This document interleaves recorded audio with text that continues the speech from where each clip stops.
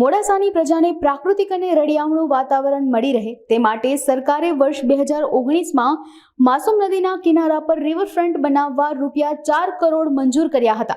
ત્યારબાદ ટેન્ડર પ્રક્રિયા હાથ ધરી ખાનગી એજન્સીને કામ સોંપી દેવાયું હતું, પરંતુ માસૂમ નદીના બંને કિનારા ઉપરના 400 મીટર લંબાઈના કામમાં 10 કરોડ જેટલો ખર્ચ થવાનો હોવાથી કામગીરી સ્થગિત કરવામાં આવી હતી।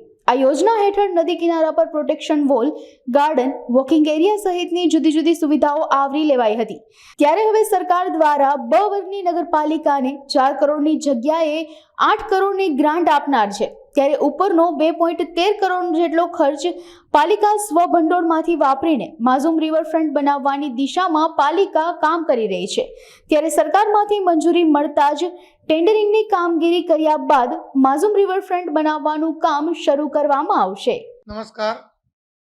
આજે જે રિવર પાર્કની વાત છે, જેની અંદર કહેવાય કે આજે 2019ની અંદર જ્યારે સરકારશ્રી તરફથી બ વર્ગની નગરપાલિકાને 4 કરોડ રૂપિયાની સૈદ્ધાંતિક મંજૂરી મળેલ હતી, તે વખતે જ્યારે જોવા જતાં ત્યાં ઊંડાઈ વધારે હોવાને કારણે જે કહી શકાય કે જેની અંદર ખર્ચ થોડો વધી જતો હતો, જે સ્વભંડોળમાંથી અમે કરવાનો કહ્યો હતો, પણ ત્યાંથી જે સૈદ્ધાંતિક મંજૂરી મળ્યા પછી આગળની પ્રોસેસ કરી નહોતા શક્યા।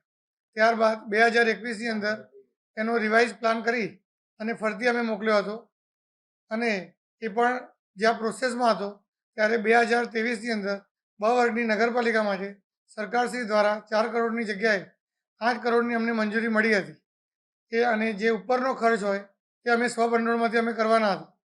તો 2023માં જે મંજૂરી મળી એ જે સૈદ્ધાંતિક મંજૂરી અત્યારે મળવાપાત્ર હમણાં થશે થોડાક ટાઈમમાં, અને જેવી સૈદ્ધાંતિક મંજૂરી મળશે ત્યારબાદ એની ટેન્ડર પ્રક્રિયા કરી અને આગળની પ્રોસેસ થશે, જેની અંદર પ્રોટેક્શન વોલ, ત્યાંનું ગાર્ડનિંગ, લેન્ડસ્કેપ અને વોકિંગ એરિયા, એ બધું અલગ અલગ જે વિસ્તાર બનશે, જેના અંદર જે કહેવાય કે રિવર પાર્ક, માસૂમ રિવર પાર્ક એ ખૂબ સુંદર રીતે અને મોડાસાનું એક નયનરમ્ય જે બનશે, જે માસૂમ રિવર પાર્ક તરીકે ઓળખાશે।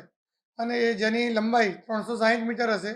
જે માસૂમ જે બ્રિજ છે ત્યાંથી તે કાશી વિશ્વનાથ મંદિર સુધી એની લંબાઈ છે એટલી મળશે, 360 મીટર, અને જેનો અંદાજિત ખર્ચ 10.13 કરોડની આસપાસનો એનો ખર્ચ થશે।